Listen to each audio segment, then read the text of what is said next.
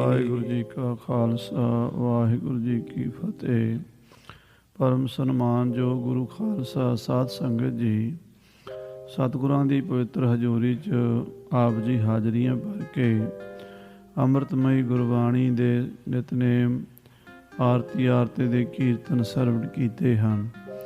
ਸੋ ਹਰ ਰੋਜ਼ ਸ਼ਾਮ ਨੂੰ ਗੁਰੂ ਹਰਿਰਾਏ ਸਾਹਿਬ ਜੀ ਸਤਵੇਂ ਪਾਤਸ਼ਾਹ ਜੀ ਦੇ ਪਾਵਨ ਇਤਿਹਾਸ ਦੀ ਕਥਾ ਆਪ ਜੀ ਸਰਵਣ ਕਰ ਰਹੇ ਹੋ। ਬਾਦਸ਼ਾਹ ਸ਼ਾਹਜਹਾਨ ਦੇ 4 ਪੁੱਤਰ ਸਨ। ਵੱਡੇ ਦਾ ਨਾਮ ਸੀ ਦਾਰਾ ਸ਼ਿਕੋ, ਜਿਸ ਨੇ ਦਿੱਲੀ ਦਾ ਲਾਲ ਕਿਲ੍ਹਾ ਬਣਵਾਇਆ ਹੈ। ਦੂਸਰੇ ਦਾ ਨਾਮ ਸੀ ਸ਼ੁਜਾ ਮੁਹੰਮਦ, ਜਿਹੜਾ ਬੰਗਲਾਦੇਸ਼ ਯਾਨੀ ਕਾਸ਼ੀ ਤੋਂ ਲੈ ਕੇ ਢਾਕੇ ਤੱਕ ਦੇ ਸਾਰੇ ਇਲਾਕੇ ਦਾ ਸੂਬੇਦਾਰ ਸੀ। ਤੀਸਰੇ ਪੁੱਤਰ ਦਾ ਨਾਮ ਸੀ ਔਰੰਗਜ਼ੇਬ, ਜਿਹੜਾ ਦੱਖਣ ਹੈਦਰਾਬਾਦ ਵੱਲ, ਔਰੰਗਾਬਾਦ ਵੱਲ ਉਸ ਇਲਾਕੇ ਦਾ ਦੱਖਣ ਭਾਰਤ ਦਾ ਪ੍ਰਬੰਧ ਚਲਾਉਂਦਾ ਸੀ। ਚੌਥੇ ਦਾ ਨਾਮ ਸੀ ਮੁਰਾਦ ਬਖਸ਼, ਜਿਹੜਾ ਗੁਜਰਾਤ, ਕਾਠੀਆਵਾਦ, ਅਹਿਮਦਾਬਾਦ ਇੱਧਰ ਦਾ ਪ੍ਰਬੰਧ ਕਰਦਾ ਸੀ। ਇਹਨਾਂ 4 ਪੁੱਤਰਾਂ ਦੇ ਵਿੱਚ ਆਪਸੀ ਜੰਗ ਕਿਵੇਂ ਛਿੜਿਆ, ਇਹ ਕਥਾ ਚੱਲ ਰਹੀ ਹੈ। ਸਤਿਗੁਰੂ ਹਰਿਰਾਏ ਸਾਹਿਬ ਜੀ ਮਹਾਰਾਜ ਦੇ ਸਮੇਂ ਇਹ ਸਾਰਾ ਕੁਝ ਹੋਇਆ। ਇੱਥੋਂ ਹੀ ਗੁਰੂ ਘਰ ਦੇ ਨਾਲ ਔਰੰਗਜ਼ੇਬ ਦੀ ਦੁਸ਼ਮਣੀ ਚੱਲੇਗੀ, ਜਿਹਦੇ ਪ੍ਰਤੀਕਰਮ ਵਜੋਂ ਉਹ ਪਹਿਲਾਂ ਤਾਂ 7ਵੇਂ ਪਾਤਸ਼ਾਹ ਨੂੰ ਦਿੱਲੀ ਸੱਦੇਗਾ। ਮਹਾਰਾਜ ਨਹੀਂ ਜਾਣਗੇ, ਬਾਬਾ ਰਾਮ ਰਾਏ ਜੀ ਨੂੰ ਭੇਜਣਗੇ। ਬਾਬਾ ਰਾਮ ਰਾਏ ਜੀ ਤੋਂ ਬਾਅਦ ਗੁਰੂ ਹਰਿਰਾਏ ਸਾਹਿਬ ਜੀ ਮਹਾਰਾਜ ਜੋਤੀ ਜੋਤ ਸਮਾ ਗਏ ਤਾਂ 8ਵੇਂ ਪਾਤਸ਼ਾਹ ਨੂੰ ਵੀ ਸੱਦਿਆ ਗਿਆ। 8ਵੇਂ ਪਾਤਸ਼ਾਹ ਦਿੱਲੀ ਗਏ, ਪਰ ਔਰੰਗੇ ਨੂੰ ਦਰਸ਼ਨ ਨਹੀਂ ਦਿੱਤੇ। ਉੱਥੇ ਦਿੱਲੀ ਵਿੱਚ ਹੀ ਜੋਤੀ ਜੋਤ ਸਮਾ ਗਏ। ਗੁਰਦੁਆਰਾ ਬੰਗਲਾ ਸਾਹਿਬ ਅਤੇ ਬਾਲਾ ਸਾਹਿਬ 8ਵੇਂ ਪਾਤਸ਼ਾਹ ਦੀ ਯਾਦਗਾਰ ਦਿੱਲੀ 'ਚ ਕਾਇਮ ਹੈ। ਫਿਰ ਗੁਰੂ ਤੇਗ ਬਹਾਦਰ ਸਾਹਿਬ ਜੀ ਨੂੰ ਵੀ ਔਰੰਗਜ਼ੇਬ ਨੇ ਦਿੱਲੀ 'ਚ ਸ਼ਹੀਦ ਕੀਤਾ 1675 ਦੇ ਵਿੱਚ। ਉਸ ਤੋਂ ਬਾਅਦ ਗੁਰੂ ਗੋਬਿੰਦ ਸਿੰਘ ਜੀ ਦੇ ਨਾਲ 14 ਜੰਗਾਂ ਲੜੀਆਂ, ਜਿਹਦੇ ਵਿੱਚ ਮਹਾਰਾਜ ਦਾ ਸਾਰਾ ਪਰਿਵਾਰ ਵੀ ਸ਼ਹੀਦ ਹੋਇਆ, ਸਾਹਿਬਜ਼ਾਦੇ ਸ਼ਹੀਦ ਹੋਏ, ਔਰ ਬੇਅੰਤ ਗੁਰੂ ਕੇ ਪਿਆਰੇ ਸਿੰਘ ਵੀ ਇਹਨਾਂ ਜੰਗਾਂ ਯੁੱਧਾਂ 'ਚ ਸ਼ਹੀਦ ਹੋਏ। 1658 ਤੋਂ ਲੈ ਕੇ 1707 ਤੱਕ ਔਰੰਗਜ਼ੇਬ ਨੇ ਲਗਭਗ 49 ਸਾਲ ਹਿੰਦੁਸਤਾਨ 'ਤੇ ਰਾਜ ਕੀਤਾ ਹੈ। ਇਸ 49 ਸਾਲ ਦੇ ਸਮੇਂ ਦਾ ਜੋ ਮੁੱਢ ਵੱਜਾ ਸੀ ਉਹ 1656 ਦੇ ਲਗਭਗ ਵੱਜਾ ਸੀ। ਉਸ ਸਮੇਂ ਦੀ ਕਥਾ 1656, 57, 58 ਇਹ ਜਿਹੜਾ ਟਾਈਮ ਸੀਗਾ ਦਿੱਲੀ ਦੇ ਤਖਤ ਵਾਸਤੇ ਵੀ, ਹਿੰਦੁਸਤਾਨ ਵਾਸਤੇ ਵੀ ਬੜਾ ਮਾੜਾ ਸੀ। ਅਤੇ ਗੁਰੂ ਘਰ ਨਾਲ ਵੀ ਔਰੰਗਜ਼ੇਬ ਦੀ ਦੁਸ਼ਮਣੀ ਦਾ ਮੁੱਢ ਇੱਥੋਂ ਵੱਜਾ ਸੀ। ਉਹ ਕਥਾ ਦੱਸਣੀ ਜ਼ਰੂਰੀ ਹੈ। ਸਾਰੀ ਸੰਗਤ ਪ੍ਰੇਮ ਨਾਲ ਸਰਵਣ ਕਰੋ। ਔਰੰਗਜ਼ੇਬ, ਮੁਰਾਦ ਬਖਸ਼, ਸ਼ੁਜਾ ਮੁਹੰਮਦ ਅਤੇ ਦਾਰਾ ਸ਼ਿਕੋ 4 ਭਰਾਵਾਂ ਦੀ ਰਾਜਨੀਤੀ ਹਿੰਦੁਸਤਾਨ ਦੇ ਤਖਤ ਵਾਸਤੇ ਕਿੱਦਾਂ ਦੀ ਰਹੀ? ਪਿਆਰ ਨਾਲ ਆਖੋ ਸਤਨਾਮ ਸ੍ਰੀ ਵਾਹਿਗੁਰੂ ਸਾਹਿਬ ਜੀ, ਸਤਨਾਮ ਸ੍ਰੀ ਵਾਹਿਗੁਰੂ ਸਾਹਿਬ ਜੀ। ਤਖਤ ਬੈਠਵੇ ਸਰਬ ਲੁਭਾਵੈ। ਕਹਿੰਦੇ ਬਾਦਸ਼ਾਹ ਸ਼ਾਹਜਹਾਨ ਦੇ 4 ਪੁੱਤਰ ਹੀ ਹਿੰਦੁਸਤਾਨ ਦਾ ਬਾਦਸ਼ਾਹ ਬਣਨਾ ਚਾਹੁੰਦੇ ਸਨ। ਨਿਜ ਸਥਾਨ ਥਿਤ ਦਾਵਤ ਕਾਵੈ। ਆਪਣੀ ਆਪਣੀ ਥਾਂ ਤੇ ਦਾਤ ਕਾ ਰਹੇ ਸਨ, ਰਾਜਨੀਤੀ ਚੱਲ ਰਹੇ ਸਨ। ਔਰੰਗਜ਼ੇਬ ਚਾਹੁੰਦਾ ਸੀ ਮੈਂ ਹਿੰਦੁਸਤਾਨ ਦਾ ਬਾਦਸ਼ਾਹ ਬਣਾ। ਮੁਰਾਦ ਬਖਸ਼ ਕਹਿੰਦਾ ਸੀ ਮੈਂ ਬਣਾ। ਸ਼ੁਜਾ ਮੁਹੰਮਦ ਚਾਹੁੰਦਾ ਸੀ ਮੈਂ ਬਣਾ। ਸਭ ਤੋਂ ਵੱਡਾ ਦਾਰਾ ਸ਼ਿਕੋ, ਉਸ ਨੂੰ ਬਾਦਸ਼ਾਹ ਸ਼ਾਹਜਹਾਨ ਆਪ ਬਣਾਉਣਾ ਚਾਹੁੰਦਾ ਸੀ, ਕਿਉਂਕਿ ਉਹ ਦਾਰਾ ਸ਼ਿਕੋ ਇੱਕ ਤਾਂ ਵੱਡਾ ਸੀ, ਇੱਕ ਬੜਾ ਨੇਕ, ਲੋਕਾਂ ਨਾਲ ਪ੍ਰੇਮ ਨਾਲ ਵਰਤਣ ਵਾਲਾ, ਸੰਤਾਂ ਮਹਾਂਪੁਰਸ਼ਾਂ ਦਾ ਸੰਗੀ ਸੀ। ਇਹ 4 ਭਾਈ ਹਿੰਦੁਸਤਾਨ ਦੇ ਬਾਦਸ਼ਾਹੀ ਦੇ ਦਾਅਵੇਦਾਰ ਹਨ। ਜਾਂ ਤੇ ਫਿਕਰ ਕਰਤ ਰਹਿ ਭਾਰੀ। ਇਹ ਚਾਰੇ ਭਰਾ ਆਪਣੀ ਆਪਣੀ ਥਾਂ ਤੇ ਬੜੇ ਫਿਕਰਮੰਦ ਸਨ ਕਿ ਕੌਣ ਬਾਦਸ਼ਾਹ ਬਣੇਗਾ, ਕੌਣ ਜਿੱਤੇਗਾ, ਕੌਣ ਤਖਤ ਦਾ ਮਾਲਕ ਬਣੇਗਾ। ਸੰਚਹਿ ਦਰਬ ਚ ਮੂੰਹ ਕਰ ਤਿਆਰੀ। ਇਹ ਪੈਸਾ ਇਕੱਠਾ ਕਰ ਰਹੇ ਸਨ, ਫੌਜਾਂ ਇਕੱਠੀਆਂ ਕਰ ਰਹੇ ਸਨ, ਕਿਉਂਕਿ ਜਦੋਂ ਫੌਜ ਇਕੱਠੀ ਕਰਨੀ ਹੁੰਦੀ ਹੈ ਪੈਸੇ ਦੀ ਵੀ ਬੜੀ ਲੋੜ ਹੁੰਦੀ ਹੈ। ਇਹ ਚਾਰੇ ਭਰਾ ਆਪਣੀ ਤਾਕਤ ਵਧਾਉਣ ਵਾਸਤੇ, ਲੋਕਾਂ ਨੂੰ ਆਪਣੇ ਨਾਲ ਜੋੜਨ ਵਾਸਤੇ ਯਤਨ ਕਰਦੇ ਸਨ। ਨਿਜ ਨਿਜ ਦੇਸ਼ ਅਵਾਸਨ ਬਾਸੇ। ਸ਼ੁਜਾ ਮੁਹੰਮਦ ਬੰਗਾਲ ਵਿੱਚ ਰਹਿ ਰਿਹਾ ਸੀ, ਔਰੰਗਜ਼ੇਬ ਦੱਖਣ ਵਿੱਚ ਰਹਿ ਰਿਹਾ ਸੀ, ਤੇ ਮੁਰਾਦ ਬਖਸ਼ ਗੁਜਰਾਤ ਕਾਠੀਆਵਾਦ ਦੇ ਇਲਾਕੇ ਵਿੱਚ ਰਹਿ ਰਿਹਾ ਸੀ, ਤੇ ਸਾਧ ਸੰਗਤ ਜੀ ਔਰ ਜਿਹੜਾ ਦਾਰਾ ਸ਼ਿਕੋਹ ਸੀ ਇਹ ਦਿੱਲੀ ਵਿੱਚ ਰਹਿ ਰਿਹਾ ਸੀ। ਚਾਰੇ ਭਰਾ ਆਪਣੀ ਆਪਣੀ ਥਾਂ ਤੇ ਹਿੰਦੁਸਤਾਨ ਦਾ ਮਾਲਕ ਬਣਨ ਵਾਸਤੇ ਯਤਨ ਕਰ ਰਹੇ ਸਨ। ਮਨ ਭਾਵਤ ਸਭ ਕਰਤ ਬਿਲਾਸੇ। ਔਰ ਮਨ ਆਈਆਂ ਕਰਦੇ ਸਨ। ਜਿਹੜਾ ਸ਼ੁਜਾ ਮੁਹੰਮਦ ਸੀ ਉਹ ਬੰਗਾਲ ਵਿੱਚ ਮਨ ਆਈਆਂ ਕਰ ਰਿਹਾ ਸੀ, ਤੇ ਔਰੰਗਜ਼ੇਬ ਦੱਖਣ ਵਿੱਚ ਕਰ ਰਿਹਾ ਸੀ। ਸ਼ਾਹੋ ਜਹਾਂ ਰਹਿ ਦਿੱਲੀ ਮਾਹੇ। ਬਾਦਸ਼ਾਹ ਸ਼ਾਹਜਹਾਨ ਬੁੱਢਾ ਹੋ ਗਿਆ ਸੀਗਾ, ਉਹ ਦਿੱਲੀ 'ਚ ਰਹਿ ਰਿਹਾ ਸੀ। ਦਾਰ ਸ਼ਿਕੋਹ ਰਖਿਓ ਸੁਤ ਪਾਹੇ। ਉਹਨੇ ਆਪਣੇ ਵੱਡੇ ਪੁੱਤਰ ਦਾਰਾ ਸ਼ਿਕੋਹ ਨੂੰ ਆਪਣੇ ਕੋਲ ਰੱਖਿਆ ਹੋਇਆ ਸੀ। ਚਿਰੰਕਾਲ ਜਬ ਬੀਤ ਗਇਓ ਹੈ। ਜਦੋਂ ਕਾਫੀ ਸਮਾਂ ਬੀਤ ਗਿਆ, ਸ਼ਾਹ ਜਹਾਂ ਤਨ ਰੋਗ ਭਇਓ ਹੈ। ਉਹ ਬੁੱਢਾ ਹੋ ਗਿਆ ਤੇ ਬਿਮਾਰੀਆਂ ਉਹਦੇ ਸਰੀਰ ਨੂੰ ਬਹੁਤ ਜ਼ਿਆਦਾ ਚਿਮੜ ਗਈਆਂ। ਦਿਨ ਪ੍ਰਤ ਪ੍ਰਬਲ ਬਦੀ ਬਿਮਾਰੀ। ਔਰ ਬਿਮਾਰੀ ਦਿਨੋਂ ਦਿਨ ਵੱਧਦੀ ਗਈ। ਬੜੇ ਇਲਾਜ ਕਰਾਏ, ਬੜੀਆਂ ਦਵਾਈਆਂ ਬੂਟੀਆਂ ਕੀਤੀਆਂ, ਬੜੀਆਂ ਦੁਆਵਾਂ ਵੀ ਕਰਵਾਈਆਂ ਮਸੀਤਾਂ ਵਿੱਚ, ਬਹੁਤ ਸਾਰੇ ਇਲਾਜ, ਬਹੁਤ ਸਾਰੀਆਂ ਦੁਆਵਾਂ ਕਰਾ ਕੇ ਵੀ ਦਾਰਾ ਸ਼ਿਕੋਹ ਦਾ ਪਿਓ ਸ਼ਾਹਜਹਾਨ ਹਿੰਦੁਸਤਾਨ ਦਾ ਬਾਦਸ਼ਾਹ ਰਾਜੀ ਨਹੀਂ ਹੋ ਸਕਿਆ। ਜੋ ਕਿਸ ਹੂੰ ਤੇ ਜਾਏ ਨਾ ਟਾਰੀ। ਇਹ ਜਿਹੜੀ ਬਿਮਾਰੀ ਐਸੀ ਸੀ ਵੀ ਕਿਸੇ ਤੋਂ ਟਾਲੀ ਨਹੀਂ ਗਈ, ਕੋਈ ਇਹਦਾ ਇਲਾਜ ਨਹੀਂ ਹੋ ਸਕਿਆ। ਸੂਬੇ ਅਰ ਉਮਰਾਓ ਵਡੇਰੇ। ਜਿਹੜੇ ਵੱਡੇ ਵੱਡੇ ਸੂਬੇਦਾਰ ਸਨ, ਬੜੇ ਵੱਡੇ ਉਮਰਾਵ ਸਨ, 22 ਸੂਬੇ ਸਨ ਹਿੰਦੁਸਤਾਨ ਦੇ। ਜਿਵੇਂ ਅੱਜ ਕੱਲ੍ਹ ਪੰਜਾਬ, ਹਰਿਆਣਾ, ਹਿਮਾਚਲ, ਯੂਪੀ, ਬਿਹਾਰ, ਬੰਗਾਲ, ਉੜੀਸਾ, ਕਰਨਾਟਕਾ ਆਦਿਕ ਸੂਬੇ ਹਨ, ਉਦੋਂ ਵੀ 22 ਸੂਬੇ ਸਨ। ਉਹ ਜਿਹੜੇ ਸੂਬੇ ਸਨ ਉਹ ਸਾਰੇ ਹੀ ਸੂਬੇਦਾਰ ਰੋਕੇ ਸਕਲ ਹੋਤ ਨਹਿ ਨੇਰੇ। ਉਹ ਬਾਦਸ਼ਾਹ ਦੇ ਕੋਲ ਆਉਂਦੇ ਜਾਂਦੇ ਸਨ, ਬਾਦਸ਼ਾਹ ਨੂੰ ਮਿਲਦੇ ਸਨ, ਹਿੰਦੁਸਤਾਨ ਦੀ ਸਾਰੀ ਗੱਲਬਾਤ ਆਪਣੇ ਇਲਾਕੇ ਦੀ ਬਾਦਸ਼ਾਹ ਨੂੰ ਦੱਸਦੇ ਸਨ। ਪਰ ਜਦੋਂ ਬਾਦਸ਼ਾਹ ਬਿਮਾਰ ਹੋ ਗਿਆ, ਮੰਜੇ ਤੇ ਪੈ ਗਿਆ, ਉਹਨਾਂ ਸਾਰਿਆਂ ਨੂੰ ਰੋਕ ਦਿੱਤਾ ਗਿਆ ਵੀ ਤੁਸੀਂ ਹੁਣ ਬਾਦਸ਼ਾਹ ਦੇ ਨੇੜੇ ਨਹੀਂ ਜਾਣਾ, ਉਹਦੀ ਤਬੀਅਤ ਖਰਾਬ ਹੈ।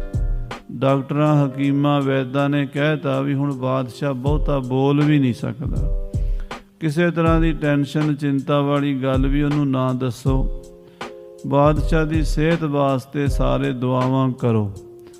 ਇਸ ਤਰ੍ਹਾਂ ਹਿੰਦੁਸਤਾਨ ਦੇ ਸਾਰੇ 22 ਸੂਬੇਦਾਰ, ਹੋਰ ਆਲਾ ਅਫਸਰ, ਵਜ਼ੀਰ, ਮੰਤਰੀ, ਸੈਨਾਪਤੀ, ਰਾਜੇ, ਮਹਾਰਾਜੇ ਬਾਦਸ਼ਾਹ ਨੂੰ ਨਹੀਂ ਮਿਲ ਸਕਦੇ। ਜੇ ਸਮੀਪ ਨਿਤ ਆਵਤ ਜਾਤ। ਜਿਹੜੇ ਕੋਲ ਦਿੱਲੀ ਵਿੱਚ ਰਹਿੰਦੇ ਸਨ, ਆਉਣ ਜਾਣ ਵਾਲੇ ਰੋਜ਼ ਮਿਲਦੇ ਸਨ, ਜਿਹੜੇ ਸਭ ਕੋ ਵਰਜਿਓ ਰਹਿਤ ਇਕਾਂਤ। ਉਹਨਾਂ ਨੂੰ ਵੀ ਰੋਕ ਦਿੱਤਾ। ਜਿਹੜੇ ਦਿੱਲੀ ਵਿੱਚ ਰਹਿੰਦੇ ਸਨ ਅਫਸਰ, ਹੁਣ ਸਰਕਾਰ ਦੇ ਕਿੰਨੇ ਮਹਿਕਮੇ ਹੁੰਦੇ ਆ, ਕਿੰਨੇ ਉਹਨਾਂ ਦੇ ਡਿਪਾਰਟਮੈਂਟ ਦੇ ਵਿੱਚ ਅਫਸਰ ਹੁੰਦੇ ਆ, ਉਹ ਆਪੋ ਆਪਣੀ ਗੱਲ ਬਾਦਸ਼ਾਹ ਨਾਲ ਕਰਦੇ ਆ, ਆਉਂਦੇ ਜਾਂਦੇ ਆ। ਪਰ ਬਾਦਸ਼ਾਹ ਦੀ ਸਿਹਤ ਨੂੰ ਵੇਖਦਿਆਂ ਹੋਇਆਂ, ਹਕੀਮਾਂ ਵੈਦਾਂ ਦੀ ਸਲਾਹ ਦੇ ਅਨੁਸਾਰ ਸਾਰੇ ਅਫਸਰਾਂ ਨੂੰ ਕਹਿ ਦਿੱਤਾ ਵੀ ਹੁਣ ਤੁਸੀਂ ਬਾਦਸ਼ਾਹ ਨਾਲ ਗੱਲਬਾਤ ਨਹੀਂ ਕਰ ਸਕਦੇ, ਬਾਦਸ਼ਾਹ ਨੂੰ ਨਹੀਂ ਮਿਲ ਸਕਦੇ। ਵਿਆਕੁਲ ਕੀਨਸ ਰੋਗ ਮਹਾਨੇ। ਬਾਦਸ਼ਾਹ ਨੂੰ ਬਿਮਾਰੀ ਇਤਨਾ ਜ਼ਿਆਦਾ ਤੰਗ ਕਰਨ ਲੱਗੀ, ਇਤਨਾ ਵਿਆਕੁਲ ਹੋ ਗਿਆ ਵੀ ਹਾਏ ਹਾਏ ਹਾਏ ਕਰਦਾ ਰਹਿੰਦਾ ਹੈ। ਕਛੂ ਨਾ ਆਛੋ ਮਨ ਮਹਿਮਾਨੇ। ਜਦੋਂ ਬੰਦਾ ਆਪ ਹੀ ਬਿਮਾਰ ਹੋ ਜੇ, ਰੋਟੀ ਵੀ ਅੰਦਰ ਨਾ ਲੰਘੇ, ਉਹਨੂੰ ਦੁਨੀਆ ਦੇ ਰਾਜ ਭਾਗ ਕਿੱਥੇ ਚੰਗੇ ਲੱਗਦੇ ਆ। ਸਾਧ ਸੰਗਤ ਜੀ, ਪਹਿਲਾ ਸੁੱਖ ਨਿਰੋਗੀ ਕਾਇਆ ਹੈ।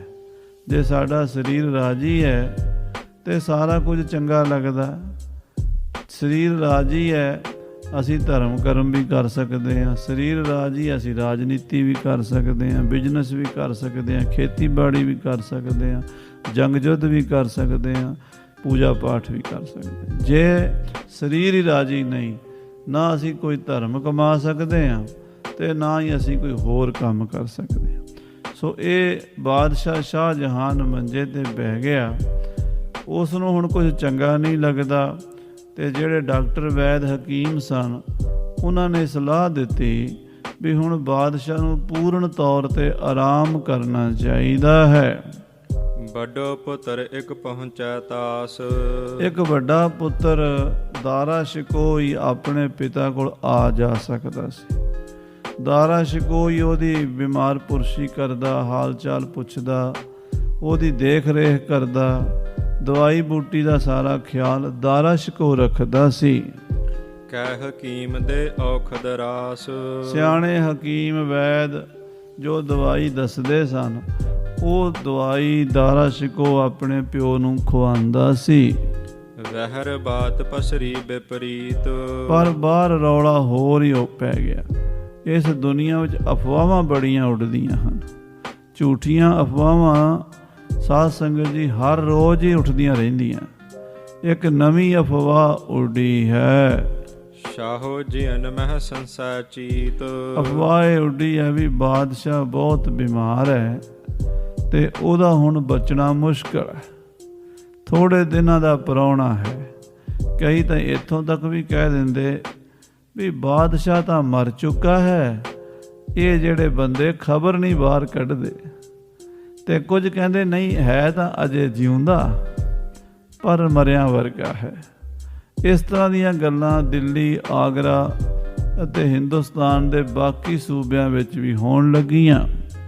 ਘਨੇ ਦਿਵਸ ਦੇਖਿਓ ਨਹਿ ਕਾਹੀ। ਕਿਉਂਕਿ ਬਹੁਤ ਦਿਨ ਹੋ ਗਏ, ਕਈ ਮਹੀਨੇ ਹੋ ਗਏ, ਬਾਦਸ਼ਾਹ ਕਿਸੇ ਨੇ ਵੇਖਿਆ ਹੀ ਨਹੀਂ, ਕਿਸੇ ਨੂੰ ਮਿਲਿਆ ਹੀ ਨਹੀਂ। ਨਾ ਬਾਦਸ਼ਾਹ ਨੇ ਦਰਬਾਰ ਲਾਇਆ।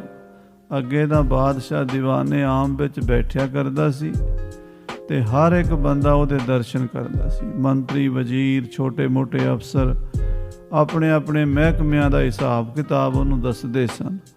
ਸੂਬਿਆਂ ਦੇ ਵਿੱਚ ਕੀ ਹੋ ਰਿਹਾ, ਹਿੰਦੁਸਤਾਨ ਦੀ ਸਰਹੱਦ 'ਤੇ ਕੀ ਹੋ ਰਿਹਾ, ਰਾਜਪੂਤਾਨੇ ਵਿੱਚ ਕੀ ਹੋ ਰਿਹਾ, ਬੰਗਾਲ ਵਿੱਚ, ਦੱਖਣ ਵਿੱਚ, ਸਾਰੀਆਂ ਰਿਪੋਰਟਾਂ ਰੋਜ਼ ਮਿਲਦੀਆਂ ਸਨ। ਬਾਦਸ਼ਾਹ ਉੱਥੋਂ ਦੀਆਂ ਰਿਪੋਰਟਾਂ ਸੁਣਦਾ ਸੀ। ਜੇ ਕੋਈ ਫੈਸਲਾ ਦੇਣਾ ਹੁੰਦਾ ਸੀ, ਉਹਨਾਂ ਇਲਾਕਿਆਂ ਦੇ ਪ੍ਰਥਾਏ ਦਿੰਦਾ ਸੀ। ਪਰ ਹੁਣ ਤਾਂ ਬਾਦਸ਼ਾਹ ਨਾ ਕਿਸੇ ਨੂੰ ਮਿਲਦਾ ਹੈ, ਨਾ ਕਿਸੇ ਦਾ ਦੁੱਖ ਸੁੱਖ ਸੁਣਦਾ ਹੈ। ਹਮੇਸ਼ਾ ਮੰਜੇ ਤੇ ਪਿਆ ਹੋਇਆ ਹਾਏ ਹਾਏ ਕਰਦਾ ਰਹਿੰਦਾ ਹੈ। ਹਾਂਜੀ, ਜਾਂ ਤੇ ਲਖੀਅਤ ਜੀਵਤ ਨਾਹੀ। ਲੋਕ ਕਹਿੰਦੇ ਸੀਗੇ ਕਿ ਲੱਗਦਾ ਬਾਦਸ਼ਾਹ ਮਰ ਚੁੱਕਾ ਹੈ, ਬਾਦਸ਼ਾਹ ਜਿਉਂਦਾ ਨਹੀਂ ਹੈ। ਸਰਕਾਰੀ ਤੌਰ ਤੇ ਐਲਾਨ ਹੋਣਾ ਹੀ ਬਾਕੀ ਹੈ। ਵੈਸੇ ਤਾਂ ਬਾਦਸ਼ਾਹ ਕਈ ਦਿਨਾਂ ਤੋਂ ਦੇਖਿਆ ਨਹੀਂ ਅਸੀਂ। ਕਰਿਓ ਛੁਪਾਵਨ ਪੁੱਤਰ ਵਡੇਰੇ। ਲੋਕਾਂ ਨੇ ਇਹ ਗੱਲ ਜਿਹੜੀ ਸੀ ਦਿੱਲੀ ਦੇ ਵਿੱਚ, ਆਗਰੇ ਦੇ ਵਿੱਚ ਜਿਹੜੇ ਦਾਰਾ ਸ਼ਿਕੋ ਦੇ ਵਿਰੋਧੀ ਸਨ, ਉਹਨਾਂ ਨੇ ਖਾਸ ਕਰਕੇ ਉਡਾਈ ਸੀ ਵੀ ਦਾਰਾ ਸ਼ਿਕੋ ਨੇ ਬਾਦਸ਼ਾਹ ਨੂੰ ਲੁਕਾ ਕੇ ਰੱਖਿਆ ਹੋਇਆ। ਕੁਝ ਤਾਂ ਕਹਿੰਦੇ ਸੀ ਉਹਨੇ ਕਿਡਨੈਪ ਕੀਤਾ ਹੋਇਆ, ਕਿਸੇ ਨੂੰ ਮਿਲਣ ਨਹੀਂ ਦਿੰਦਾ। ਕੋਈ ਕਹਿੰਦੇ ਸੀ ਉਹ ਮਰ ਗਿਆ ਤੇ ਇਹ ਜਾਣ ਕੇ ਦੱਸਦਾ ਨਹੀਂ। ਬੰਦੋਬਸਤ ਕਰਕੇ ਸਭ ਕੇਰੇ। ਇਹ ਬੰਦੋਬਸਤ ਕਰ ਰਿਹਾ, ਹੌਲੇ ਹੌਲੇ ਸਾਰੇ ਰਾਜ ਤੇ ਕਬਜ਼ਾ ਕਰ ਲੇਗਾ। ਫਿਰ ਇਹ ਬਾਦਸ਼ਾਹ ਦੇ ਮਰਨ ਦੀ ਖਬਰ ਬਾਹਰ ਕੱਢੇਗਾ। ਕਰਤ ਦਲੀਲ ਅਨੇਕ ਪ੍ਰਕਾਰਾ। ਜਿੰਨੇ ਮੂੰਹ ਤੇ ਓਨੀਆਂ ਗੱਲਾਂ, ਦਲੀਲਾਂ ਵੱਖਰੀਆਂ ਵੱਖਰੀਆਂ। ਕੋਈ ਇੱਕ ਦਲੀਲ ਦਿੰਦਾ ਸੀ ਤੇ ਦੂਜਾ ਉਹਦੀ ਦਲੀਲ ਕੱਟਦਾ ਸੀ। ਸ਼ਹਿਰਾਂ ਵਿੱਚ, ਪਿੰਡਾਂ ਵਿੱਚ, ਸੱਥਾਂ ਵਿੱਚ, ਚੌਂਕ ਤੇ ਚੁਰਾਹਿਆਂ ਵਿੱਚ, ਗਲੀਆਂ ਦੇ ਬਾਜ਼ਾਰਾਂ ਵਿੱਚ, ਘਰਾਂ ਵਿੱਚ ਤੇ ਦੁਕਾਨਾਂ ਵਿੱਚ ਇਹੀ ਚਰਚਾ ਚੱਲਦੀ ਸੀ ਕਿ ਬਾਦਸ਼ਾਹ ਮਰ ਚੁੱਕਾ ਹੈ। ਕੋਈ ਕਹਿੰਦੇ ਨਹੀਂ ਨਹੀਂ, ਮਰਿਆ ਨਹੀਂ, ਬਿਮਾਰ ਹੈ। ਇਸ ਤਰ੍ਹਾਂ ਦੀਆਂ ਗੱਲਾਂ ਚੱਲਦੀਆਂ ਸਨ। ਲੋਕਨ ਬਿਖੇ ਰੌਰ ਪ੍ਰਸਤਾਰਾ। ਲੋਕਾਂ ਵਿੱਚ ਰੌਲਾ ਪੈ ਗਿਆ, ਬਹੁਤ ਸਾਰੀਆਂ ਅਫਵਾਹਾਂ ਉੱਡਣ ਲੱਗ ਪਈਆਂ। ਦੇਸ਼ ਦੇਸ਼ ਮਹਿ ਸੁਧ ਬਿਸਤਰੀ। ਦੇਸਾਂ ਦੇਸਾਂ ਵਿੱਚ ਖਬਰ ਫੈਲ ਗਈ, ਮਰਿਓ ਸ਼ਾਹੋ ਪਰ ਤੂਸ਼ਨ ਕਰੀ। ਕਹਿੰਦੇ ਬਾਦਸ਼ਾਹ ਤੇ ਮਰ ਗਿਆ ਹੈ, ਬਸ ਇਹਨਾਂ ਨੇ ਚੁੱਪ ਕੀਤੀ ਹੋਈ ਹੈ, ਇਹ ਦੱਸਦੇ ਨਹੀਂ, ਖਬਰ ਬਾਹਰ ਨਹੀਂ ਕੱਢਦੇ। ਸੁਨ ਕਰ ਚੋਰ ਧਰ ਵੀ ਬਲੀ। ਜਦੋਂ ਚੋਰਾਂ ਡਾਕੂਆਂ ਨੂੰ, ਜਿਹੜੇ ਬਲੀ ਪੁਰਸ਼ ਸਨ, ਉਹਨਾਂ ਨੂੰ ਪਤਾ ਲੱਗਾ ਵੀ ਬਾਦਸ਼ਾਹ ਮਰ ਗਿਆ ਹੈ, ਲੂਟਣ ਲਗੇ ਦੇਸ਼ ਬਿਦ ਭਲੀ। ਉਹ ਲੁਟੇਰੇ ਲੁੱਟਮਾਰ ਕਰਨ ਲੱਗ ਪਏ, ਚੋਰਾਂ ਡਾਕੂਆਂ ਦਾ ਦਾਅ ਲੱਗ ਗਿਆ। ਉਹ ਲੋਕਾਂ ਨੂੰ, ਇਲਾਕਿਆਂ ਨੂੰ, ਸਰਕਾਰੀ ਖਜ਼ਾਨਿਆਂ ਨੂੰ, ਜਿੱਥੇ ਦਾਅ ਲੱਗੇ ਉੱਥੇ ਹੀ ਲੁੱਟਮਾਰ ਕਰ ਲੈਂਦੇ ਸਨ। ਨਿਬਲਨ ਬਲਵਾਨ ਵਡੇਰੇ। ਨਿਬਲਨ ਕੋ ਬਲਵਾਨ ਵਡੇਰੇ, ਜਿਹੜੇ ਨਿਰਬਲ ਸਨ, ਕਮਜ਼ੋਰ ਸਨ, ਉਹਨਾਂ ਕੋਲੋਂ ਬਲਵਾਨ ਬੰਦੇ ਖੋਹ ਲੈਂਦੇ ਸਨ। ਕਿਉਂਕਿ ਪੁਲਿਸ ਦਾ, ਸਰਕਾਰ ਦਾ ਹੀ ਡਰ ਹੁੰਦਾ। ਜੇ ਸਰਕਾਰ ਦਾ, ਕਾਨੂੰਨ ਦਾ ਡਰ ਹੋਵੇ, ਚੋਰ ਡਾਕੂ ਦਬੇ ਰਹਿੰਦੇ ਆ, ਤੇ ਜਦੋਂ ਸਰਕਾਰ ਢਿੱਲੀ ਪੈ ਜਾਏ, ਚੋਰ ਡਾਕੂ ਲੁੱਟਾਂ ਖੋਹਾਂ ਕਰਨ ਲੱਗ ਜਾਂਦੇ। ਹਰ ਮੁਲਕ 'ਚ ਇੱਦਾਂ ਹੁੰਦਾ, ਹਰ ਦੁਨੀਆ ਦੇ ਕੋਨੇ 'ਚ ਇੱਦਾਂ ਹੁੰਦਾ। ਹਿੰਦੁਸਤਾਨ ਵਿੱਚ ਵੀ ਅਰਾਜਕਤਾ ਫੈਲ ਗਈ, ਰਾਜ ਪ੍ਰਬੰਧ ਢਿੱਲਾ ਪੈ ਗਿਆ। ਹਤ ਹੈ ਪ੍ਰਾਨ ਲੈ ਦਰਬ ਕਨੇਰੇ। ਕਹਿੰਦੇ ਡਾਕੂ ਲੁਟੇਰੇ ਕਤਲੋ ਕਾਰਤ ਕਰਨ ਲੱਗ ਪਏ, ਪਿੰਡਾਂ ਨੂੰ ਲੁੱਟਣ ਲੱਗ ਪਏ। ਕਿਸੇ ਪਿੰਡ ਜਾਣਾ, ਜੇ ਉਹਨਾਂ ਦੀਆਂ ਜਾ ਕੇ ਮੱਝਾਂ ਗਾਵਾਂ ਖੋਹ ਲਿਆਉਣੀਆਂ, ਕਿਤੇ ਜਾ ਕੇ ਕੋਈ ਖਜ਼ਾਨਾ ਹੋਣਾ ਉਹ ਲੁੱਟ ਲੈਣਾ, ਜੇ ਕੋਈ ਅੱਗੋਂ ਅੜਨਾ ਉਹਨੂੰ ਮਾਰ ਦੇਣਾ। ਖੂਨ ਖਰਾਬੇ ਵੱਖਰੇ ਵੱਖਰੇ ਇਲਾਕਿਆਂ ਵਿੱਚ ਚੋਰਾਂ ਡਾਕੂਆਂ ਨੇ ਕਰਨੇ ਸ਼ੁਰੂ ਕਰ ਦਿੱਤੇ। ਮਚਿਓ ਫਤੂਰ ਦੂਰ ਅਰ ਨੇਰੇ। 1657-58 ਦੇ ਦਿਨਾਂ ਦੀ ਗੱਲ ਹੈ। ਹਿੰਦੁਸਤਾਨ ਵਿੱਚ ਬੜਾ ਫਤੂਰ ਮਚ ਗਿਆ। ਨਾਸ਼ ਹੋਣ ਲੱਗ ਦੇਸ਼ ਚੁਫੇਰੇ। ਸਾਰਾ ਦੇਸ਼ ਨਾਸ਼ ਹੋਣ ਲੱਗਾ, ਤਬਾਹ ਹੋਣ ਲੱਗਾ।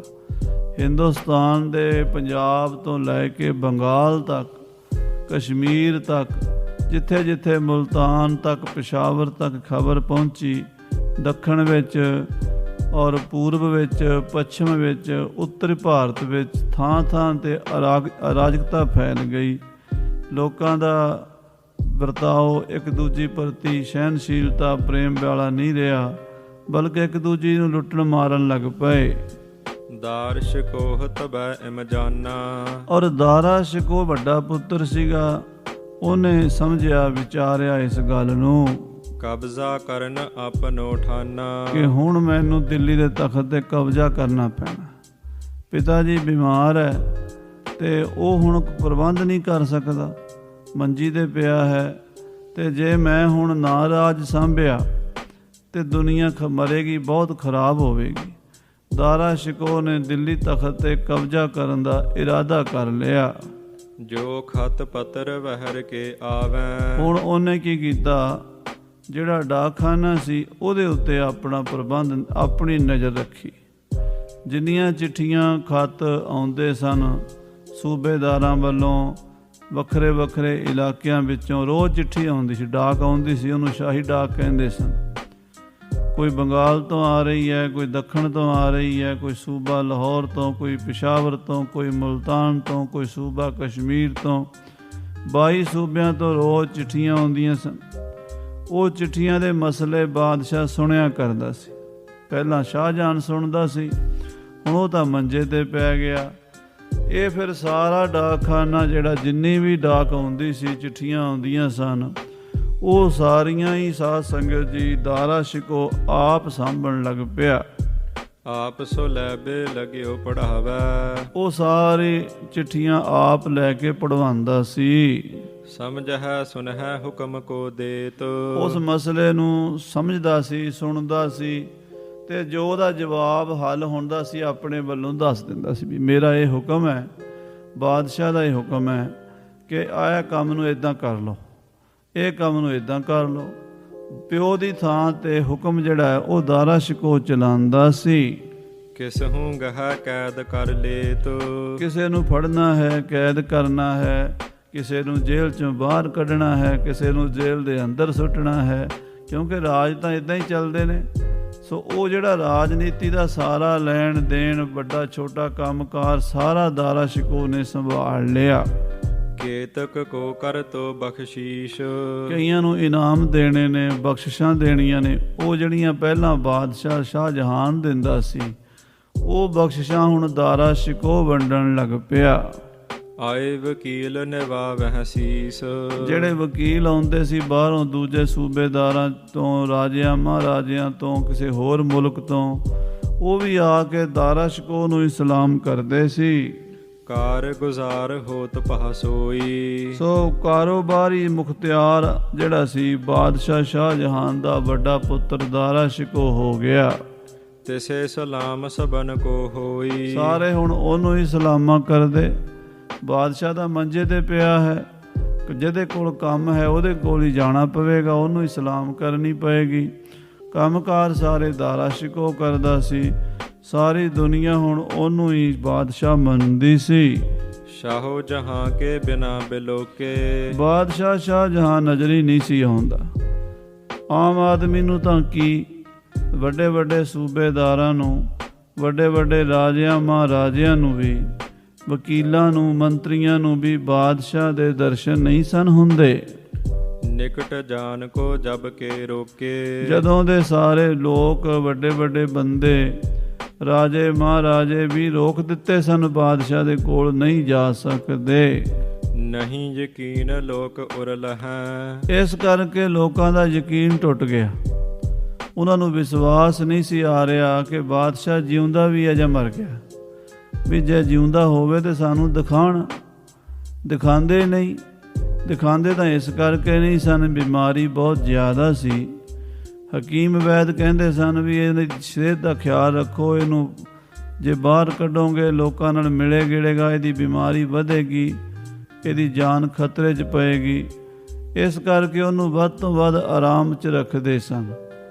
ਉਹਨੂੰ ਆਪਣੇ ਸਰੀਰ ਦਾ ਮਸੀਂ ਪਤਾ ਸੀ। ਬਹੁਤਾ ਕਹਿ ਲਓ ਵੀ ਕਿਰਿਆ ਉੱਠ ਫਿਰ ਕੇ, ਤੁਰ ਫਿਰ ਕੇ ਮੰਜੇ ਤੋਂ ਨਹੀਂ ਸੀ ਕਰ ਸਕਦਾ, ਮੰਜੇ ਤੇ ਪਿਆ ਰਹਿੰਦਾ ਸੀ। ਸ਼ਾਹੋ ਜਹਾਂ ਜੀਵਤ ਅਬ ਅਹੈ, ਲੋਕਾਂ ਨੂੰ ਇਹ ਸੀ ਵੀ ਪਤਾ ਨਹੀਂ ਬਾਦਸ਼ਾਹ ਜਿਉਂਦਾ ਹੈ ਜਾਂ ਮਰ ਗਿਆ ਹੈ। ਜ਼ਿੰਦਾ ਹੀ ਮੁਰਦਾ ਪਹਿਓ ਜਾਣੈ, ਜਿੰਦੇ ਨੂੰ ਹੀ ਮੁਰਦਾ ਸਮਝ ਲਿਆ। ਹਾਲਾਂ ਹੈ ਤਾਂ ਜਿਉਂਦਾ ਸੀ, ਮਰਿਆ ਨਹੀਂ ਸੀ ਅਜੇ, ਪਰ ਲੋਕਾਂ ਦੀ ਤਾਂ ਅਫਵਾਹ ਉੱਡ ਗਈ ਤੇ ਲੋਕਾਂ ਨੇ ਮਾਨਤਾ ਬਣਾ ਲਈ। ਇਹ ਸਮਾਜ ਜਿਹੜਾ ਹੈ ਸਾਧ ਸੰਗਤ ਜੀ, ਲੱਖਾਂ ਸਾਲਾਂ ਤੋਂ ਅਫਵਾਹ ਨਾਂ ਦੀ ਬਿਮਾਰੀ ਦਾ ਸ਼ਿਕਾਰ ਹੈ। ਜਿਹੜੀ ਵੀ ਕੋਈ ਅਫਵਾਹ ਉੱਡਦੀ ਹੈ, ਉਹਨੂੰ ਬਿਨਾਂ ਸੋਚੇ ਸਮਝੇ ਸੱਚ ਕਰਕੇ ਮੰਨ ਲੈਂਦੇ ਆ ਤੇ ਬਸ ਫਿਰ ਰੌਲਾ ਪਾਈ ਜਾਂਦੇ ਗਾਂਹ ਦੀ ਗਾਂਹ। ਕੰਨਾਂ ਦੇ ਵਿੱਚ ਕੱਚੇ ਲੋਕ ਅੱਗੇ ਦੀ ਅੱਗੇ ਸੁਣਾਈ ਜਾਂਦੇ ਆ। ਉਹ ਫਿਰ ਗੱਲ ਬਣਦੀ ਜੰਗਲ ਦੀ ਅੱਗ ਬਣ ਜਾਂਦੀ ਹੈ। ਹਿੰਦੁਸਤਾਨ ਦੇ ਕੋਨੇ-ਕੋਨੇ ਵਿੱਚ ਇਹ ਗੱਲ ਫੈਲਣੀ ਸ਼ੁਰੂ ਹੋ ਗਈ। ਘਰ ਅੰਤਰ ਹੈ ਕਹੀ ਨਾ ਮਾਨੈ, ਜੇ ਕੋਈ ਕਹਿੰਦਾ ਸੀ ਵੀ ਨਹੀਂ ਬਾਦਸ਼ਾਹ ਜੀ ਹੁੰਦਾ, ਤੁਸੀਂ ਐਵੇਂ ਅਫਵਾਹਾਂ ਨਾ ਉਡਾਓ, ਅਸੀਂ ਜਾਣਦੇ ਹਾਂ ਵੀ ਬਾਦਸ਼ਾਹ ਬਿਮਾਰ ਹੈ ਪਰ ਲੋਕਾਂ ਨੂੰ ਮਿਲ ਨਹੀਂ ਸਕਦਾ। ਉਹ ਕਹਿੰਦੇ ਤੁਹਾਨੂੰ ਕੀ ਪਤਾ, ਤੁਸੀਂ ਐਵੇਂ ਵਲੇਵਾ ਕਰਦੇ ਹੋ। ਜੇ ਬਾਦਸ਼ਾਹ ਜਿਉਂਦਾ ਹੋਵੇ ਤੇ ਸਾਨੂੰ ਮਿਲੇ ਨਾ, ਲੋਕਾਂ ਨੂੰ ਪਤਾ ਨਾ ਹੋਵੇ। ਉਹ ਤਾਂ ਕਈ ਮਹੀਨੇ ਹੋ ਗਏ ਮਰ ਗਿਆ ਹੈ। ਇੱਦਾਂ ਲੋਕ ਬਹਿਸਾਂ ਕਰਦੇ ਸਨ। ਜਾਂ ਤੇ ਪਰਿਓ ਦੇਸ਼ ਮੈਂ ਰੌਰਾ, ਹਿੰਦੁਸਤਾਨ ਦੇ ਵਿੱਚ ਸਾਰੇ ਮੁਲਕ ਦੇ 'ਚ ਰੌਲਾ ਪੈ ਗਿਆ। ਸੂਬੇ ਸਭ ਆਕੀ ਨਿਜ ਠੌਰਾ, ਹੁਣ ਸੂਬਿਆਂ ਨੂੰ ਵੀ ਹੋ ਗਿਆ ਵੀ ਬਾਦਸ਼ਾਹ ਮਰ ਗਿਆ। ਉਹ ਵੀ ਆਪਣੀ ਆਪਣੀ ਥਾਂ ਤੇ ਆਕੀ ਹੋਣ ਲੱਗੇ, ਆਪਣੀਆਂ ਤਿਆਰੀਆਂ ਕਰਨ ਲੱਗੇ ਵੀ ਅਸੀਂ ਆਜ਼ਾਦ ਹੋ ਜਾਣਾ। ਹੁਣ ਮੈਂ ਬਾਦਸ਼ਾਹ ਬਣਾਂਗਾ, ਦੂਜਾ ਸੋਚਦਾ ਮੈਂ ਬਣਾਂਗਾ, ਤੀਜਾ ਸੋਚਦਾ ਮੈਂ ਬਣਾਂਗਾ। ਆਪਣੀ ਤਾਕਤ ਅੰਦਰ ਖਾਤੇ ਵਧਾ ਰਹੇ ਨੇ। ਜਿਹੜਾ ਪੈਸਾ, ਜਿਹੜਾ ਟੈਕਸ ਦਿੱਲੀ ਤਖਤ ਨੂੰ ਤਾਰਦੇ ਸੀ, ਉਹ ਵੀ ਅੱਧਾ ਪਚੱਧਾ ਦੇਣ ਲੱਗ ਪਏ, ਬਹਾਨੇ ਕਰਨ ਲੱਗ ਪਏ। ਐਤਕੀ ਟੈਕਸ ਆਇਆ ਨਹੀਂ, 2 ਮਹੀਨੇ ਠਹਿਰ ਕੇ ਭੇਜ ਦਿਆਂਗੇ, 6 ਮਹੀਨੇ ਠਹਿਰ ਕੇ ਭੇਜ ਦਿਆਂਗੇ। ਉਹ ਤਾਂ ਵੀ ਉਹਨਾਂ ਦੀ ਤਾਕਤ ਨਹੀਂ ਸਾਡੇ ਕੋਲੋਂ ਆ ਕੇ ਹਿਸਾਬ ਲੈ ਲੈਣ। ਉਹ ਤਾਂ ਬਾਦਸ਼ਾਹ ਬਿਮਾਰ ਪਿਆ ਤੇ ਅਸੀਂ ਆਪਣੀ ਤਾਕਤ ਵਧਾਈਏ। ਉਹ ਰਾਜਨੀਤੀ ਦੀਆਂ ਕੂਟ ਚਾਲਾਂ ਸੂਬੇਦਾਰ ਵੀ ਚੱਲਣ ਲੱਗੇ। ਸ਼ੀਨ ਸ਼ੀਨ ਤਹਨ ਤੁਝ ਨੀ ਰਾਖੀ, ਉਹਨਾਂ ਨੇ ਲੋਕਾਂ ਕੋਲੋਂ ਪੈਸਾ ਖੋ ਕੇ ਆਪਣੇ ਕੋਲ ਜਮ੍ਹਾਂ ਰੱਖਿਆ, ਦਿੱਲੀ ਤਖਤ ਨੂੰ ਨਹੀਂ ਭੇਜਿਆ। ਕਰਹਿ ਜੰਗ ਇਮ ਪਹਿ ਅਬਿਲਾਖੀ। ਸੂਬਾ ਸਰਹੰਦ, ਸੂਬਾ ਜਲੰਧਰ, ਸੂਬਾ ਲਾਹੌਰ, ਸੂਬਾ ਪਸ਼ੌਰ, ਸੂਬਾ ਮੁਲਤਾਨ, ਸੂਬਾ ਸਹਾਰਨਪੁਰ, ਸੂਬਾ ਦਿੱਲੀ, ਸੂਬਾ ਅਵਧ, ਸੂਬਾ ਬੰਗਾਲ, ਇੱਦਾਂ ਹੀ ਸਾਰੇ ਦੱਖਣ ਦੇ ਸਾਰੇ ਸੂਬੇ ਇਹੀ ਸੋਚਦੇ ਵੀ ਆਪਾਂ ਹੁਣ ਜੰਗ ਕਰਕੇ ਆਕੀ ਹੋ ਜਾਣਾ, ਆਪਾਂ ਆਜ਼ਾਦ ਹੋ ਜਾਣਾ, ਆਪਾਂ ਬਾਦਸ਼ਾਹ ਬਣ ਜਾਣਾ। ਆਪਣੀ ਆਪਣੀ ਥਾਂ ਤੇ ਆਪਣੀ ਆਪਣੀ ਤਾਕਤ ਅੰਦਰ ਖਾਤੇ ਵਧਾ ਰਹੇ ਸਨ ਸਾਰੇ ਸੂਬੇਦਾਰ। ਪੰਥ ਚਲਨ ਤੇ ਨਰ ਹਟ ਰਹੇ। ਲੋਕ ਡਰਦੇ ਮਾਰੇ ਰਾਹ ਨਹੀਂ ਸੀ ਜਾਂਦੇ। ਪੰਥ ਤੇ ਰਸਤੇ ਤੇ ਇੱਕ ਸ਼ਹਿਰ ਤੋਂ ਦੂਜੇ ਸ਼ਹਿਰ ਜਾਣਾ ਔਖਾ ਹੋ ਗਿਆ, ਕਿਉਂਕਿ ਰਾਹ ਵਿੱਚ ਲੁਟੇਰੇ ਡਾਕੂ ਲੋਕਾਂ ਨੂੰ ਲੁੱਟ ਲੈਂਦੇ, ਕੱਪੜੇ ਤੱਕ ਲਾਹ ਲੈਂਦੇ, ਕਈਆਂ ਨੂੰ ਮਾਰ ਕੇ ਸੁੱਟ ਦਿੰਦੇ। ਅਰਾਜਕਤਾ ਫੈਲ ਗਈ, ਡਰ ਰਿਹਾ ਨਹੀਂ, ਕਾਨੂੰਨ ਕੋਈ ਹੈ ਨਹੀਂ, ਪੁਲਿਸ ਫੌਜ ਤੋਂ ਡਰਦਾ ਹੀ ਕੋਈ ਨਹੀਂ। ਕੋਈ ਡਰ ਤਾਂ ਬਾਦਸ਼ਾਹ ਦਾ ਹੁੰਦਾ, ਸਰਕਾਰ ਦਾ ਹੁੰਦਾ। ਜੇ ਸਰਕਾਰ ਹੀ ਟੁੱਟ ਗਈ, ਬਾਦਸ਼ਾਹ ਹੀ ਮਰ ਗਿਆ, ਤਾਂ ਫਿਰ ਕਿਹਨੇ ਸਾਂਭਣਾ ਹੈ। ਸੋ ਇਸ ਤਰ੍ਹਾਂ ਕਤਲੋ ਗਾਰਤ ਵੱਧਦੀ ਵੇਖ ਕੇ, ਡਾਕੇ ਚੋਰੀਆਂ ਧਾੜੇ ਪੈਂਦੇ ਵੇਖ ਕੇ ਲੋਕਾਂ ਨੇ ਘਰੋਂ ਨਿਕਲਣਾ ਛੱਡ ਦਿੱਤਾ। ਜਿਹਨੇ ਕਿਸੇ ਨੇ ਦਿੱਲੀ ਤੋਂ ਲਾਹੌਰ ਜਾਣਾ ਹੋਵੇ, ਲਾਹੌਰ ਤੋਂ ਪਸ਼ੌਰ ਜਾਣਾ ਹੋਵੇ, ਕਿਸੇ ਸ਼ਹਿਰ ਦੂਜੇ ਜਾਣਾ, ਨਿਕਲਦੇ ਨਹੀਂ। ਕਹਿੰਦੇ ਘਰੋਂ ਜਾਵਾਂਗੇ, ਰਸਤੇ 'ਚ ਕੋਈ ਮਾਰ ਕੇ ਸੁੱਟ ਦੇਗਾ, ਆਪਣੀ ਜਾਨ ਹੀ ਚੰਗੀ, ਕੰਮਕਾਰ ਫਿਰ ਦੇਖ ਲਾਂਗੇ। ਇੱਦਾਂ ਲੋਕਾਂ ਦਾ ਕੰਮ ਹੋ ਗਿਆ। ਲੇਤ ਖਸੋਟ ਫਿਰਤ ਜੇ ਲਹੇ। ਜੇ ਕੋਈ ਰਸਤੇ ਵਿੱਚ ਲੱਭਦਾ ਮਿਲ ਜਾ ਤੁਰਿਆ ਲੱਭ ਜਾਂਦਾ, ਉਹਨੂੰ ਡਾਕੂ ਘੇਰ ਲੈਂਦੇ। ਜੋ ਕੁਝ ਵੀ ਕਿਸੇ ਕੋਲ ਮਾੜਾ ਮੋਟਾ ਹੁੰਦਾ ਖੋਹ ਲੈਂਦੇ, ਪੈਸਾ ਟਕਾ ਖੋਹ ਲੈਂਦੇ, ਕੱਪੜੇ ਤੱਕ ਲਾਹ ਲੈਂਦੇ। ਜੇ ਕਿਸੇ ਕੋਲ ਚੰਗਾ ਘੋੜਾ ਘੋੜੀ ਹੋਵੇ ਉਹ ਵੀ ਲੈ ਲੈਂਦੇ, ਖੋਹ ਲੈਂਦੇ। ਇਸ ਤਰ੍ਹਾਂ ਡਾਕੂਆਂ ਨੇ ਲੋਕਾਂ ਨੂੰ ਲੁੱਟਣਾ ਸ਼ੁਰੂ ਕਰ ਦਿੱਤਾ ਤੇ ਮਾਰਨਾ ਸ਼ੁਰੂ ਕਰ ਦਿੱਤਾ। ਇਸ ਪ੍ਰਕਾਰ ਜਬ ਪਹਾ ਅੰਧਕਾਰਾ। ਇਸ ਪ੍ਰਕਾਰ ਜਦੋਂ ਸਾਰੇ ਹਿੰਦੁਸਤਾਨ ਵਿੱਚ ਹਨੇਰਗਰਦੀ ਪੈ ਗਈ, ਅੰਧਕਾਰ ਪੈ ਗਿਆ, ਸਾਰੇ ਪਾਸੇ ਕਤਲੋ ਗਾਰਤ, ਖੂਨ ਖਰਾਬੇ, ਡਾਕੇ ਧਾੜੇ ਪੈਣ ਲੱਗੇ, ਚੋਰੀਆਂ ਹੋਣ ਲੱਗੀਆਂ, ਕੋਈ ਕਿਸੇ ਨੂੰ ਰੋਕਦਾ ਹੀ ਨਹੀਂ। ਤੇ ਇਹ 1656, 57, 58 ਦੇ ਦਿਨਾਂ ਦੀ ਗੱਲ ਹੈ, ਉਦੋਂ ਗੁਰੂ ਹਰਿਰਾਏ ਸਾਹਿਬ ਜੀ ਮਹਾਰਾਜ ਤਖਤ ਤੇ ਸਨ। ਹਿੰਦੁਸਤਾਨ ਦਾ ਸਿਸਟਮ ਖਰਾਬ ਹੋ ਗਿਆ। ਹਾਂਜੀ, ਕੋ ਨਹਿ ਸੁਨਹਿ ਕਿਨਹੂ ਪੁਕਾਰਾ। ਜੇ ਕੋਈ ਗਰੀਬ ਜਾ ਕੇ ਥਾਣੇ 'ਚ ਪੁਕਾਰ ਕਰਦਾ ਵੀ ਮੇਰੇ ਨਾਲ ਧੋਖਾ ਹੋ ਗਿਆ, ਮੈਨੂੰ ਕਿਸੇ ਨੇ ਲੁੱਟ ਲਿਆ, ਮੈਨੂੰ ਮਾਰ ਦਿੱਤਾ, ਉਹ ਪੁਲਿਸ ਵਾਲੇ ਥਾਣਿਆਂ ਵਾਲੇ ਵੀ ਕੋਈ ਸੁਣਦੇ ਕੋਈ ਨਹੀਂ, ਕਿਉਂਕਿ ਉਹਨਾਂ ਦੇ ਉੱਤੇ ਕੋਈ ਕਾਨੂੰਨ ਹੀ ਕੋਈ ਨਹੀਂ, ਉਹਨਾਂ ਨੂੰ ਕੋਈ ਕਿਸੇ ਦਾ ਡਰ ਹੀ ਕੋਈ ਨਹੀਂ। ਉਹ ਵੀ ਚੋਰਾਂ ਡਾਕੂਆਂ ਨਾਲ ਰਲ ਗਏ। ਇਹੋ ਜਿਹਾ ਹਾਲਾਤ ਬਣ ਗਿਆ। ਸਭ ਦੇਸ਼ਨ ਮੈਂ ਗਇਓ ਪ੍ਰਸੰਗ। ਇਹ ਗੱਲ ਸਾਰੇ ਦੇਸ਼ਾਂ 'ਚ ਪਸਰਦੀ ਹਿੰਦੁਸਤਾਨ ਦੇ 22 ਸੂਬਿਆਂ 'ਚ ਫੈਲ ਗਈ। ਸੁਨਤ ਸ਼ਹਿਜ਼ਾਦੇ ਪਹੇ ਨਿਸ਼ੰਗ।